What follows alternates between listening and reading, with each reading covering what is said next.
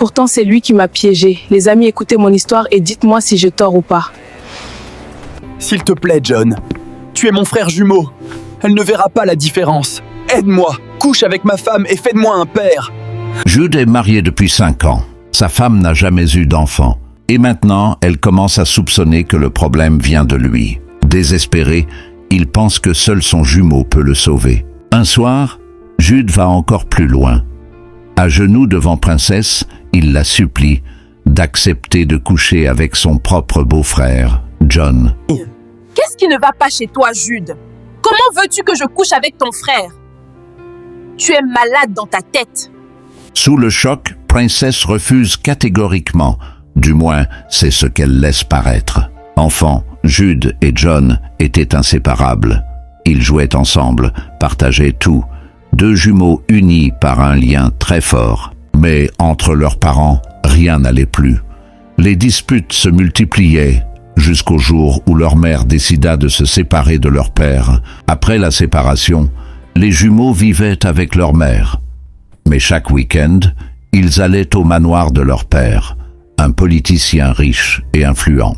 En grandissant, Jude choisit de partir vivre chez son père riche. John, lui, resta avec leur mère. Ce jour-là, les jumeaux inséparables furent enfin séparés. Chez leur père, Jude découvre le luxe et l'abondance. Avec leur mère, John mène une vie simple, mais pleine d'amour. Déjà, leurs chemins se séparent, les années passent. Jude suit la voie de leur père et devient politicien. John, lui, choisit le chemin du savoir et devient enseignant. Mon frère vient nous rejoindre pour avoir une vie stable sans problème, s'il te plaît. Je préfère rester auprès de maman. Plusieurs fois, Jude essaie de convaincre John de rejoindre le monde des riches. Mais John préfère rester auprès de leur mère, loin des jeux du pouvoir. Lors d'une sortie politique, Jude voit Princesse pour la première fois. En un instant, il tombe fou amoureux. Pour lui, elle est parfaite. Jude la couvre de cadeaux. Son père lui souffle une idée. Épouse-la, elle sera un atout pour ta carrière. Comme toujours, Jude obéit. Jude épouse Princesse dans un mariage de luxe. Plus tard, John se marie aussi, avec Shade. Parfois, les 2 couples se retrouvent et s'amusent, sans imaginer le drame à venir. 5 ans de mariage. Pour Jude, c'est un jour de fête. Pour Princesse, c'est le rappel cruel d'un ventre toujours vide. Pourquoi je tombe pas enceinte? Pour connaître la joie d'une mère. Comme chaque année, Jude pense que des cadeaux coûteux suffiront à rendre Princesse heureuse. Il se prépare à la surprendre. Mon amour, je t'apporte des cadeaux pour notre anniversaire de mariage. Il revient à la maison, les bras chargés de présents, mais en face de lui, Princesse ne partage pas son enthousiasme. Cette fois, Princesse ne sourit pas, ne se lève pas, ne l'embrasse pas. Son silence en dit plus que 1000 mots. Jude déballe un à un les cadeaux qu'il a choisis, mais Princesse reste froide, comme si rien de tout cela n'avait de valeur. D'habitude, elle filmait tout pour les réseaux, remerciait, souriait. Aujourd'hui, son téléphone reste posé, écran éteint. Aucun merci, aucun sourire. Chérie, je suis désolée de te le dire. Mais tu es une honte. Tu ne réfléchis jamais. Ça fait 5 ans qu'on est mariés et on n'a pas d'enfant. Aucune grossesse, jamais. Ça ne te dérange pas? Je suis seul dans ce mariage? Les gens parlent, tes adversaires se moquent de moi. On me traite de stérile partout. Tu ne vois pas ton téléphone, toi? Ça ne t'inquiète pas du tout, là? On dit que moi, je suis en bonne santé. Et toi, quoi? Tu refuses toujours l'hôpital. Je suis fatiguée et je crois que le problème, c'est toi. Sur ces mots, elle quitte la pièce, laissant Jude seul avec sa honte et son secret. Bien avant d'épouser Princesse, Jude a déjà entendu le verdict. Médicalement, il ne pourra pas rendre une femme enceinte. Ce jour-là, tout s'écroule pour lui. Il se sent moins homme, brisé, incapable d'affronter la vérité. Il commença à regretter parce qu'en rejoignant son père, Jude n'a pas été bien nourri. Sodas, sucreries, malbouffe. Au fil des années, son corps a payé le prix. Le médecin lui explique. Sa fertilité est gravement touchée. Trop de sucre, trop de désordre, et presque aucune chance d'avoir un enfant naturellement. Il a tout essayé, grand médecin, remèdes traditionnels, voyage, mais rien n'y fait. Sa situation ne change pas. Il n'en parle à personne, sauf à John, son jumeau. Ensemble, ils cherchent une solution. Ensemble, ils ne trouvent rien. S'il devient connu que le président Jude ne peut pas avoir d'enfant, sa carrière sera détruite. Ses ennemis politiques en rêvent déjà. Son père déteste les scandales. Alors Jude panique.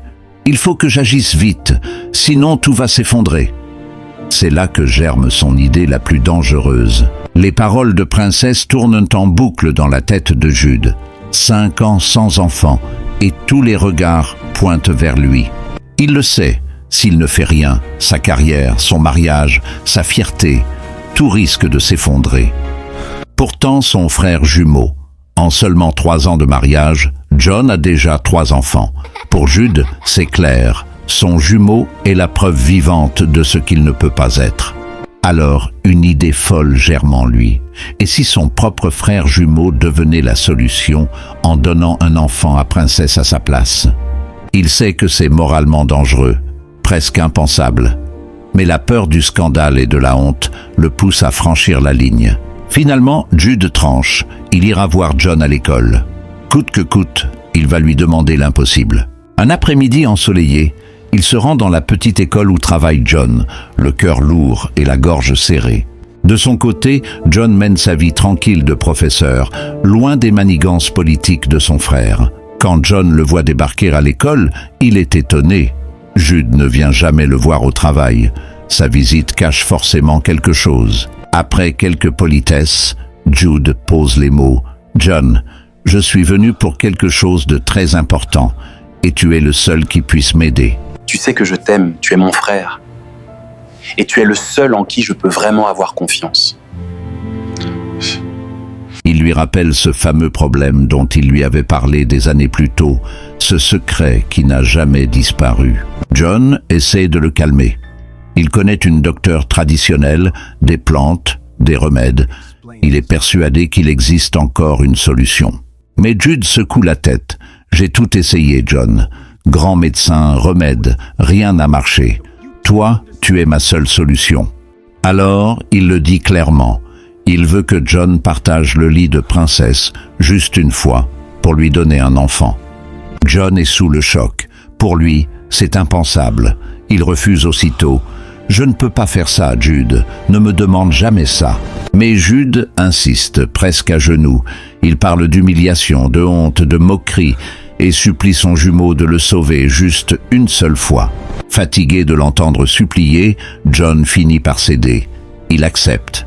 Mais son visage montre bien qu'il n'est pas en paix avec cette décision. John met une condition claire. « Je n'accepterai que si ta femme sait tout.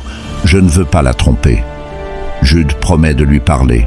Le soir, Jude avoue enfin à Princesse qu'il est médicalement incapable d'avoir un enfant et lui présente le plan qu'il a monté avec John. La réaction de Princesse sera violente. Quand Jude lui révèle son plan avec John, Princesse est sous le choc. Elle n'en croit pas ses oreilles. Mon beau-frère, Jude, tu te rends compte de ce que tu me demandes? Tu penses que je suis une prostituée? Attends, tu t'entends parler? Jude sait que sa demande est honteuse, mais il est prêt à tout. Il implore Princesse d'accepter pour sauver leur mariage. Non, Jude, je ne peux pas. Je ne ferai jamais ça. Pas avec ton frère. Jamais. Et arrête de me parler de ça, s'il te plaît. Malgré ses supplications, Princesse reste inflexible. Jude abandonne la discussion, du moins en apparence. Une semaine plus tard, tout semble redevenu calme. Princesse se prépare à dormir, croyant vivre une nuit comme les autres, sachant pas ce que les frères jumeaux avaient préparé. Plus tard dans la nuit, un homme entre dans la chambre. Pour n'importe qui, c'est Jude. Mais Princesse sent tout de suite que quelque chose est différent. Même si les deux frères se ressemblent, Princesse sait reconnaître John. Elle sait désormais que ce n'est pas son mari qui est venu cette nuit-là. Elle pourrait le repousser, crier, refuser, mais Princesse garde le silence et laisse les choses se faire. Au lieu de regretter, Princesse se surprend à être satisfaite. Pour elle, cette nuit a été la première où elle s'est vraiment sentie femme. Depuis cette nuit, Princesse ne pense plus à autre chose. Elle repasse chaque détail dans sa tête et en veut encore. À côté de Jude, elle se sent à nouveau vide. Son corps, lui, réclame le feu qu'elle a goûté avec John. Elle espère qu'un soir, les jumeaux échangeront encore leur rôle. Nuit après nuit, elle attend. Mais John ne revient plus.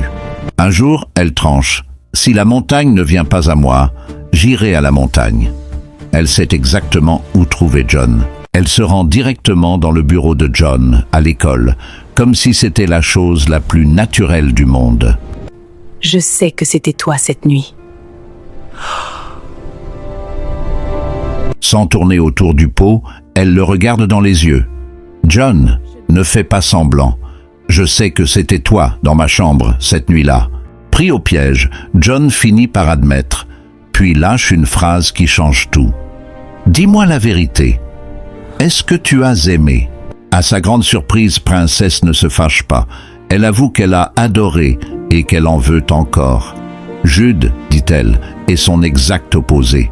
Ce jour-là, dans le bureau même de John, ils franchissent la limite. Ce n'est plus un service pour Jude, c'est une liaison cachée. Bientôt, Princesse tombe enceinte. Elle sait que l'enfant est de John, mais elle félicite Jude, qui croit enfin que Dieu a exaucé ses prières. Un jour, Jude décide de rentrer plus tôt que prévu, sans prévenir personne. Et aussi, il était heureux de savoir que sa femme est maintenant enceinte. En s'approchant de la chambre, il entend des gémissements, des cris étouffés, des sons qui ne laissent aucun doute. Quoi? Vous sortez ensemble depuis tout ce temps derrière mon dos? En ouvrant la porte, Jude voit l'impensable, son propre frère jumeau au lit avec sa femme. Il ne peut ni parler, ni bouger. Son esprit essaie d'imaginer depuis combien de temps cette trahison dure. C'est pas ce que tu crois, mon chéri. Écoute-moi, s'il te plaît. Jude quitte la chambre sans un mot. Princesse se précipite derrière lui, en larmes, essayant de le retenir. Je t'ai tout donné, princesse. Et c'est comme ça que tu me remercies? Sors de ma maison et ne reviens jamais. Très vite, tout s'ébruite.